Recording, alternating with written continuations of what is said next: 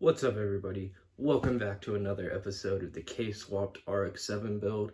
Man, today is a great day. Aside from the blizzard that we were having, we got like a foot of snow out here in Colorado, kind of slowed things down. But on the positive note, I got some race parts. Traum, yeah, they sent me my Pistons. Man, I've been waiting on this for a while. This whole process has been just kind of crazy and ridiculous, trying to piece this motor together a little bit by little bit. You know, a lot of it honestly has to do with just because this is the first time I've done anything remotely close to this. So yeah, it's just kind of been like a learning process, but really fun at the same time. So came with the specs of everything. Wow, this is really in depth. It's kind of funny because, like, to be honest, I have no idea how to read any of this. It's basically like all the sizes and gaps and everything. I'm sure when I get with my engine builder, they'll be able to go a little bit more in depth with me. So yeah, also freaking sweet, they sent me some stickers, which is awesome. Oh, lots of slaps actually, another set of slaps. Oh, and sweet cool patch. Definitely gonna put this on my racing suit whenever I get one. I don't know what I want to do for that. I've seen, to be honest with you, I think this is the piston rings in here. I don't really want to open them up because they're all nice and closely packaged. But I don't know, for a piston, or excuse me, for a racing suit, I might go like Alpine Stars or something like that. That seems to be like one of the more popular ones that people are using now. Wow, these look so good. Oh, sweet. Oh, man. All right, so check it out, guys. I don't know if you can see this in here, but they definitely did the custom work. It says just K-Swap it in kanji, which is really, really sick. I'm like super souped on that. So, man, Traum Pistons coming through clutch with all the race parts. I'm really excited to be running these in my car. So as far as like the piston size, I'm pretty sure I got 86.5 millimeter, and it's gonna take the compression down to like around 10. So that should be right where I need to start putting boost through this thing.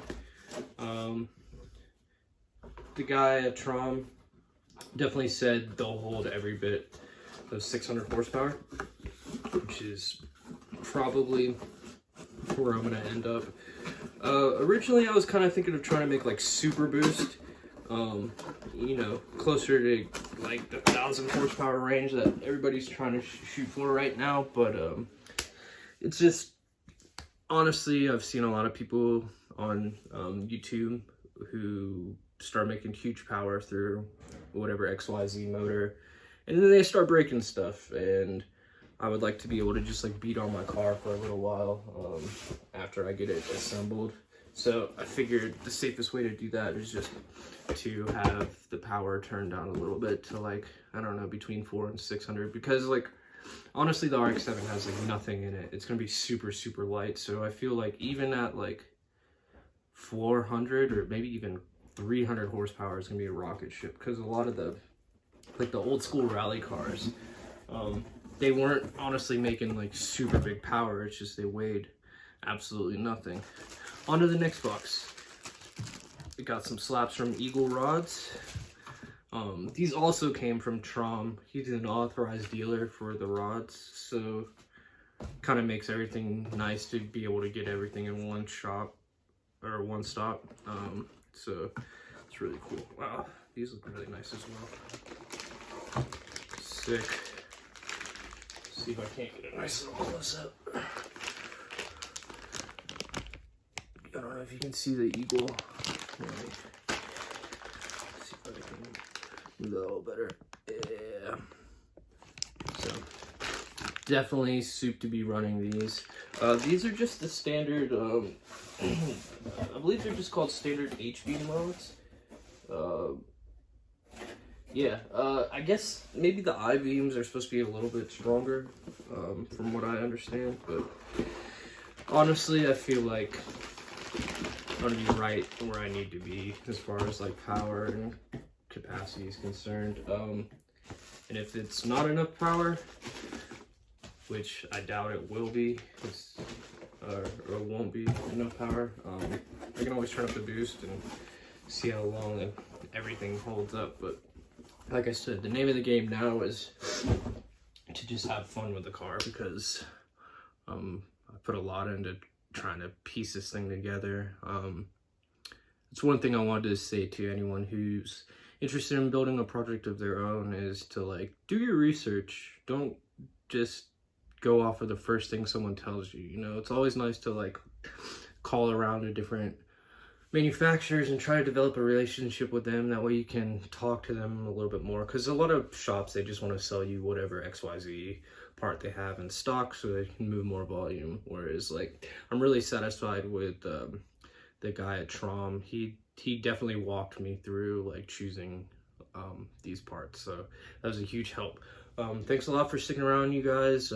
Stay tuned for the next episode, which will probably be I'm gonna see if I can't get in line to take the car to PFI and have them assemble it, and or assemble the motor, and see if we can't start getting things going. I still need to get the clutch and flywheel and drive shaft, but as long as like the motor's together, I feel like that's like a great starting point. So stick around for the next episode, you guys. Thanks a lot for tuning in. Peace.